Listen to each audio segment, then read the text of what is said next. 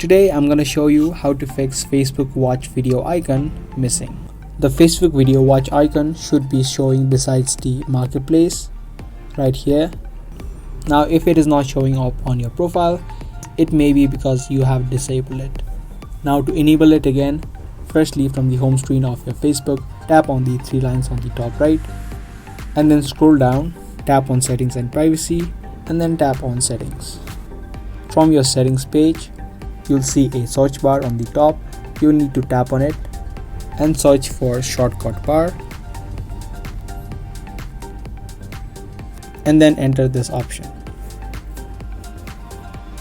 Now after you do that, you can see all of the shortcuts that you can enable or disable on your Facebook account. Now if your watch is not showing, that could be because the watch is hidden right here. Now to enable it, simply tap on this arrow and then you can either tap on auto or pin. You can do either, and after you've done that, you can head back. You'll be able to see that the watch icon is now appearing on your screen. If this was helpful to you, subscribe and give this video a like. That's all. Thanks for watching.